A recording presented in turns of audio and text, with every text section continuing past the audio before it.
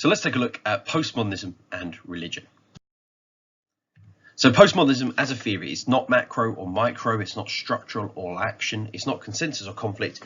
It doesn't really fit anywhere neatly, but it is a postmodern theory. And what that means is that they're looking at fragmented, diverse society. They look at the issues of pick and mix, risk, how society is rapidly changing. And they also highlight this idea that there's greater equality in society as a whole, but this greater equality leads to greater risk. They also are a theory which focuses on contemporary change. So they're looking at current events, globalization as a big contemporary issue.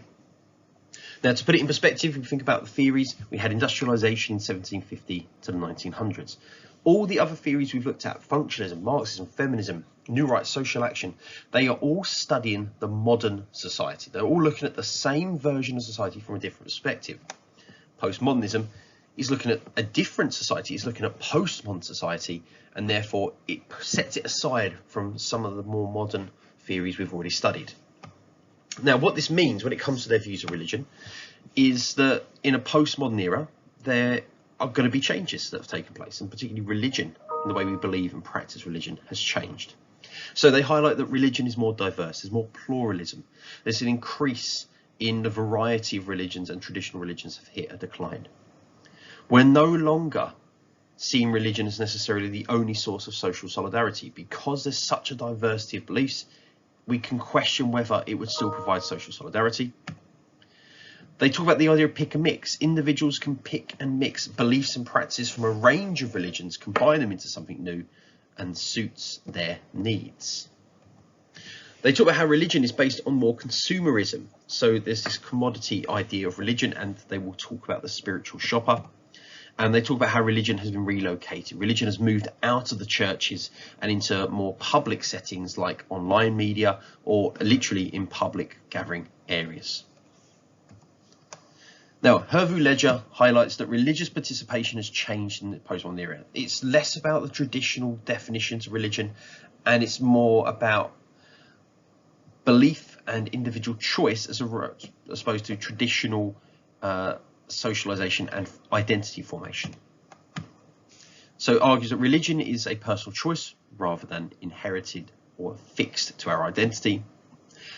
But she introduces the idea of spiritual shoppers. So the idea that we are consumers, we pick and mix, we go around, we buy into religions, we choose beliefs and practices that meet our needs, that fit our identity, that fit our lifestyle. And therefore, religion no longer acts as a source of collective identity, because we are all using religious identities. We're all using religions for our own identity in different ways, in different bits. So there's no universal religion that we are all subscribing to. Leon highlights that and agrees with Hervé Ledger that religion has become a commodity. He talks about consumerism of religion and the fact that we are consumers of religion. Particularly highlighting globalization has increased the processes, the range of religions and beliefs that we are accessible to. The kind of rough suggestion that there are about 4,300 different belief systems or religions in the world globally. We have greater access to a wider variety of religions.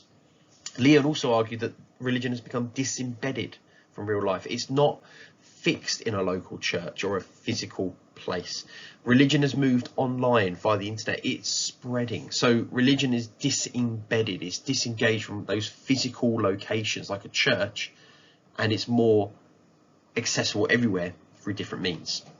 One example of this is the religious experience has changed. So, for example, the Harvest Day Crusade within Christian faiths taking place in Disneyland. So again, religion moving and displacing itself, becoming disembedded from its kind of physical structures and more mobile. And then last but not least, we have Bauman. Now, Bauman argued that postmodernity has led to a crisis in meaning. There's no longer a sense of morality, stability, right or wrong, or universal truth. This is due to increased diversity, fragmentation of beliefs, and ultimately, as I say, we've looked at earlier, a decline in that traditional universal sense of religion and value.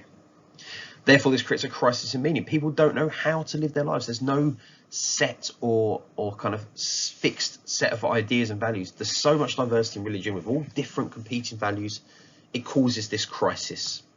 And we also see religion and religious leaders as being the experts in their field, but because there's so many different religious leaders and so many moral guides, it creates a level of uncertainty, confusion, and this crisis of meaning.